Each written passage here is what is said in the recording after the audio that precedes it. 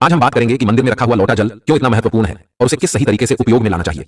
साथ ही हम यह भी जानेंगे कि मंदिर में लौटा किस धातु का होना चाहिए, क्या पीतल, तांबा या कुछ और। कई लोग इस बारे में अनजाने में गलतियां कर देते हैं और बाद में उन्हें पछताना पड़ता है। इस वीडियो में हम आपको बताएंगे कि इन गलतियों से कैसे बचें, क्योंकि इससे नुकसान हो सकता है। मंदिर में एक लोटा जल हमेशा सही तरीके से रखना चाहिए। अब बात करते हैं घर के दीपक की। क्या आपको तांबे, लोहे, पीतल, कांसे, स्टील या मिट्टी का दीपक रखना चाहिए? सही दीपक का चुनाव न करने पर भी घर में परेशानियां आ सकती हैं और दीपक की बाती का चुनाव भी जरूरी है। क्या कच्चा कलावा ठीक है या फिर रुई या सूती धागा सही रहेगा? इन छोटी छोटी बातों की अनदेखी से पितृदोष, शनि दोष, काल सर्प दोष या गरीबी जैसी समस्याएं हो सकती हैं। दोस्तों, यदि आप इस वीडियो को बीच में छोड़ने का सोच रहे हैं तो आप अभी छोड़ सकते हैं, लेकिन कृपया ध्यान रखें, अगर आप लक्ष्मी माता का अपमान करते हैं तो यह आपके लिए शुभ नहीं रहेगा। अब बहुत से लोग यह सवाल पूछते हैं कि मुख्य द्वार पर जल छिड़कने का सही समय और तरीका क्या है? क्या इसे स्नान के बाद करना चाहिए या बिना स्नान के भी किया जा सकता है? और क्या झाड़ू लगाने से पहले जल छिड़कना चाहिए या बाद में? एक और सवाल जो अक्सर पूछा जाता है वह है, क्या पीरियड्स के दौरान मुख्य द्वार पर जल छिड़क सकते हैं या दीपदान कर सकते हैं? और जब मुख्य द्वार पर जल चढ़ाएं तो इसे अंदर की तरफ से चढ़ाएं या बाहर की तरफ से? फ्लैट या किराए के घर में रहने वाले लोग भी पूछते हैं कि मुख्य द्वार पर दीपदान और जल छिड़कने का सही तरीका क्या है। आज का वीडियो इन्हीं सवालों के जवाब पर आधारित है। सबसे पहले हम यह जानेंगे कि घर के बाहर और अंदर दीपक जलाने के क्या फायदे हैं। खासकर घर के बाहर दीपक जलाने से जो 5 बड़े फायदे होते हैं वह आपको चौंका सकते हैं। भगवान की पूजा में दीपक जलाने का महत्व तो सभी जानते हैं। हिंदू धर्म में देसी घी या सरसों के तेल का दीपक जलाना बेहद शुभ माना जाता है तथा तिल के तेल का दीपक भी जलाया जाता है। लेकिन भगवान के सामने दीप जलाना केवल पूजा का एक तरीका नहीं है, बल्कि घर के अंदर और बाहर दीप जलाने से कई लाभ मिलते हैं। दीपक जलाने से न केवल सकारात्मक ऊर्जा उत्पन्न होती है बल्कि 5 बड़े फायदे भी मिलते हैं। तो आइए जानते हैं। नंबर 1, पृथ्वी से अंधकार दूर होता है। घर में दीपक जलाने से न केवल घर का अंधकार दूर होता है बल्कि यह नकारात्मक ऊर्जा को भी घर से बाहर कर देता है। जहां दीपक जलता है वहां सकारात्मक ऊर्जा का वास होता है। स्वाभाविक है कि जहां सकारात्मक ऊर्जा होगी वहां भगवान का भी वास होगा। इसलिए शाम होने से पहले दीपक जलाना शुभ माना जाता है। तेल से जलने वाले दीपक का असर उसके बुझने के बाद भी आधे घंटे तक बना रहता है, जबकि शुद्ध देसी घी का दीपक वातावरण को करीब 4 घंटे तक सकारात्मक रखता है। नंबर 2, दीपक जलाने का वैज्ञानिक लाभ। जब घर में शुद्ध घी या सरसों के तेल का दीपक जलता है तो उसके धुएं से घर के माहौल में सात्विकता आती है। यह धुआं हानिकारक कणों को नष्ट करता है और वातावरण को शुद्ध बनाता है। नंबर 3, सुख समृद्धि का वास। जिस घर में भगवान के सामने दीप जलाया जाता है वहां माता लक्ष्मी की कृपा बनी रहती है। ऐसे घर में सुख समृद्धि का वास होता है। दीपक को पूर्व दिशा में रखने से व्यक्ति दीर्घायु होता है और उत्तर दिशा में रखने से धन संपन्नता बढ़ती है। दीपक न केवल घर के अंधकार को दूर करता है बल्कि हमारे जीवन को भी प्रकाश की ओर ले जाता है। नंबर 4, बीमारियों को दूर भगाने में मदद। घर में दीपक जलाने से बीमारियां आसपास नहीं भटकती। परिवार के सभी सदस्यों को स्वास्थ्य लाभ मिलता है। खासकर अगर दीपक के साथ एक लौंग भी जला दी जाए तो इसका असर 2 गुना हो जाता है। यह त्वचा संबंधी बीमारियों को दूर करने में मदद करता है। नंबर 5, शुभ शक्तियों को आकर्षित करना। सनातन धर्म के अनुसार जिस घर में सुबह शाम दीप जलाया जाता है वहां कभी अंधकार नहीं होता। ऐसा घर शुभ शक्तियों को आकर्षित करता है। जलता हुआ दीपक शुभ शक्तियों को चुंबक की तरह खींचता है, जो घर के लिए अत्यंत लाभकारी होता है। तो दोस्तों, अब जानते हैं कि मुख्य द्वार पर जल छिड़कने का सही समय और विधि क्या है। अगर आप मुख्य द्वार पर जल चढ़ाते हैं तो आपको यह ध्यान रखना है कि जल को रात में सोने से पहले एक पात्र में भरकर रखना चाहिए। आप कोई भी पात्र ले सकते हैं, जैसे तांबे, पीतल, स्टील या चांदी का। यदि गंगा जल उपलब्ध हो तो उसे थोड़ी मात्रा में डालें और फिर शुद्ध जल से पात्र भर दें। अगर गंगा जल नहीं है तो केवल शुद्ध जल भी पर्याप्त है। इस जल से भरे पात्र को अपने घर की रसोई में रख दीजिए। सुबह उठकर इस जल का छिड़काव अपने घर के मुख्य द्वार पर करें। मुख्य द्वार पर सुबह सबसे पहले छिड़का गया जल घर की सभी समस्याओं को दूर करता है। यदि आप नकारात्मक ऊर्जा, मानसिक परेशानी, आर्थिक तंगी या वास्तु दोष से परेशान हैं तो यह उपाय आपकी मदद करेगा। रसोई में रखा जल मुख्य द्वार पर छिड़कने से आपके घर की परेशानियां समाप्त हो सकती हैं। यह उपाय न केवल वास्तु दोष और पितृदोष को समाप्त करता है बल्कि तंत्र मंत्र या बुरी नजर के प्रभाव को भी खत्म करने में सहायक है। इस उपाय को नियमित करने से घर में सुख समृद्धि बनी रहती है और बीमारियों से भी मुक्ति मिलती है। आपको यह जल सूर्योदय से पहले मुख्य द्वार पर छिड़कना चाहिए। अगर सूर्योदय के बाद आप मुख्य द्वार को अन्य जल से धोना चाहें तो यह कोई समस्या नहीं है, लेकिन यह विशेष जल सूर्योदय से पहले ही छिड़क दिया जाना चाहिए। अब कई लोग पूछते हैं कि क्या यह जल छिड़कने से पहले स्नान करना जरूरी है या बिना स्नान किए भी इसे किया जा सकता है। देखिए, जो जल हम सुबह मुख्य द्वार पर छिड़कते हैं वह एक महत्वपूर्ण उपाय है। इसे स्नान करने के बाद करना आवश्यक नहीं है। सुबह जल्दी उठें, सबसे पहले रसोई में जाएं और पहले से रखे जल को लेकर मुख्य द्वार पर जाएं। मुख्य द्वार खोलें और इस जल का छिड़काव करें। जल छिड़कते समय अपने पितरों और मां लक्ष्मी का ध्यान जरूर करें। ऐसा कहा जाता है कि सुबह सुबह मां लक्ष्मी हर घर के द्वार पर आती है। जिन घरों के द्वार खुले होते हैं और जहां जल का छिड़काव किया गया होता है वहां मां लक्ष्मी प्रवेश करती हैं। जल छिड़कते समय अपने मन में मां लक्ष्मी से प्रार्थना करें, हे मां लक्ष्मी, कृपया मेरे घर में प्रवेश करें, मैं आपका स्वागत करने के लिए तैयार हूं। इसके बाद पितरों का ध्यान करें, क्योंकि घर की दहलीज को पितरों का वास स्थान माना जाता है। जब आप दहलीज पर जल छिड़कते हैं तो पितर प्रसन्न होते हैं और उनका आशीर्वाद आपको मिलता है।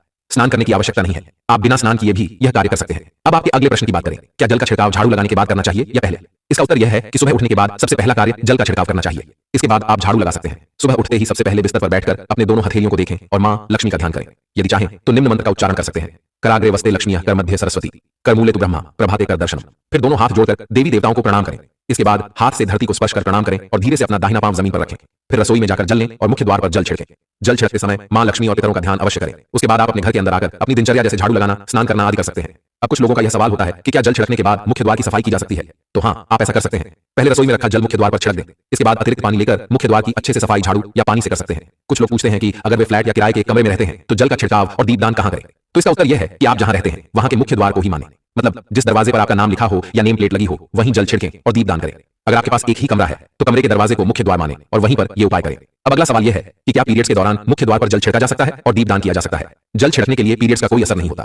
आप जल छिड़क सकती हैं, लेकिन दीपदान कार्मिक पूजा में आता है जो बिना शुद्धता के नहीं किया जा सकता। इसका मतलब यह है कि पीरियड्स समाप्त होने के बाद ही दीपदान करें। इसके अलावा कुछ लोग पूछते हैं कि मंदिर में जल रखना जरूरी है या नहीं और रखा हुआ जल क्या करना चाहिए। तो शास्त्रों के अनुसार घर के मंदिर में एक लोटा जल रखना बहुत जरूरी है। जल ऊर्जा को संचित करता है। जब आप पूजा करते हैं, मंत्र जपते हैं या भगवान से प्रार्थना करते हैं तो इन सभी की ऊर्जा उस जल में समाहित हो जाती है। यही कारण है कि मंदिर में जल रखना आवश्यक है। सुबह की पूजा के दौरान एक लोटा जल मंदिर में रखें और दीपक जलाएं। यह अग्नि और जल के संतुलन का प्रतीक है। पूजा के बाद इस जल का उपयोग शुभ कार्यों में करें, जैसे पौधों में डालना या घर में छिड़काव करना। यह सकारात्मक ऊर्जा को बढ़ाता है। सुबह की पूजा के समय हम मंदिर में जल रखते हैं। अगली सुबह जब आप पूजा करने जाते हैं तो सबसे पहले उस जल का उपयोग करें। आप पूरे घर में उस जल का छिड़काव कर सकते हैं। यह जल आपके घर को शुद्ध करता है क्योंकि यह सकारात्मक ऊर्जा से भरा होता है। इससे कई बीमारियां भी दूर हो जाती हैं और घर में नकारात्मक ऊर्जा का प्रवेश नहीं होता। अगर आप नियमित रूप से इस जल का छिड़काव करते हैं तो आपके घर की समस्याएं धीरे धीरे खत्म हो जाती हैं। कभी कभी लोग यह शिकायत करते हैं कि दवाइयां असर नहीं करती। ऐसे में अगर दवाइयों के साथ साथ रोगी को इस जल से पानी दिया जाए तो दवाइयां जल्दी असर करने लगती हैं। इसी तरह अगर परिवार में कलह और झगड़े रहते हैं तो परिवार के सभी सदस्य इस जल को थोड़ा थोड़ा पी सकते हैं। इससे धीरे धीरे सकारात्मक विचारों का प्रवाह शुरू होता है और घर में शांति और समन्वय आता है।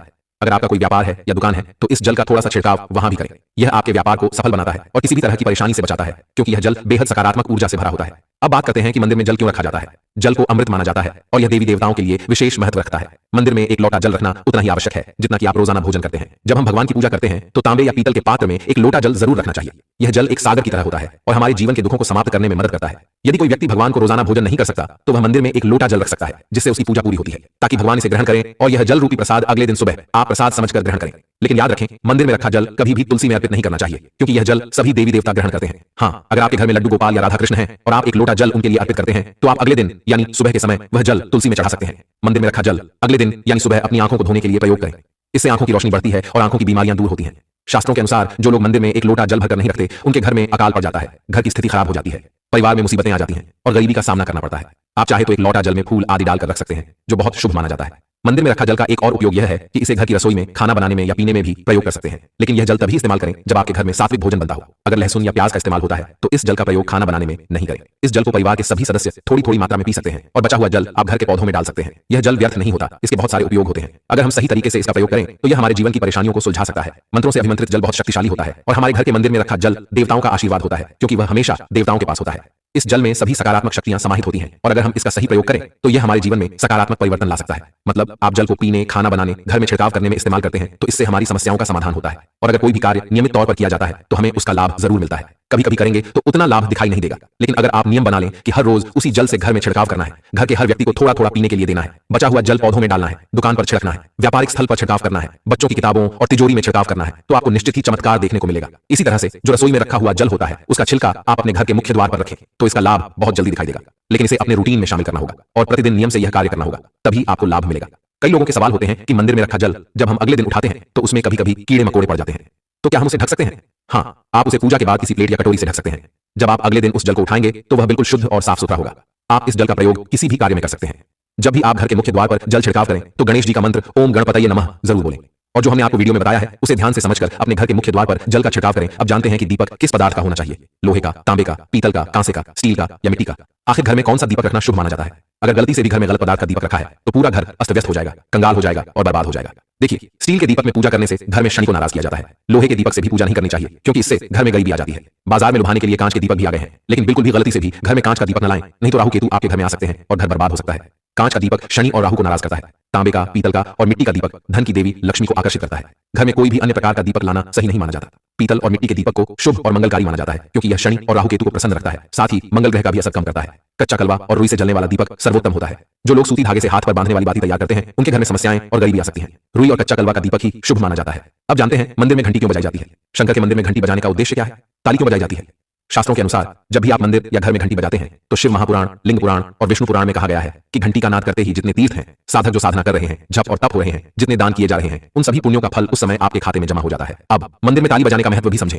जब लोग भजन कर रहे होते हैं, साधना में होते हैं, अभिषेक कर रहे होते हैं या पूजा में व्यस्त होते हैं तो 3 बार ताली बजाने से उनका पूरा पुण्य हमारे खाते में आ जाता है, जिससे हमारा भाग्य उज्जवल हो जाता है। एक महत्वपूर्ण बात यह है कि घर में गरुड़ घंटी का नाद करना बेहद शुभ माना जाता है, मगर बच्चों को खेल के तौर पर घंटी नहीं दी जाती क्योंकि घंटी का नाद करते समय सभी का पुण्य हमारे खाते में आ जाता है। इसलिए घंटी का नाद केवल पूजा और भजन के समय ही करना चाहिए, इसे खेल खिलौने के रूप में न लें।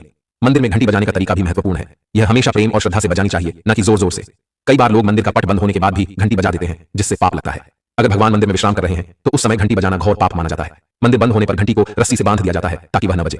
घंटी बजाने का सबसे शुभ समय सुबह 4 बजे से लेकर 11 बजे तक होता है, क्योंकि यह समय अत्यंत मंगलकारी होता है। इसके अलावा शाम 6 बजे से रात 11 बजे से पहले भी घंटी बजाई जा सकती है। रात 12 बजे के बाद मंदिर के पट बंद कर दिए जाते हैं और देवी देवता विश्राम करते हैं। इस समय घंटी बजाना पुण्य के बजाय पाप का कारण बन सकता है। दोस्तों, आज की जानकारी आपको कैसी लगी कृपया कमेंट करके हमें बताएं। अगर आप माता लक्ष्मी का सम्मान करते हैं तो एक लाइक जरूर करें और हमारे चैनल ज्ञानवर्धक टेल्स को सब्सक्राइब करके कमेंट में जय माता लक्ष्मी जरूर लिखें। धन्यवाद।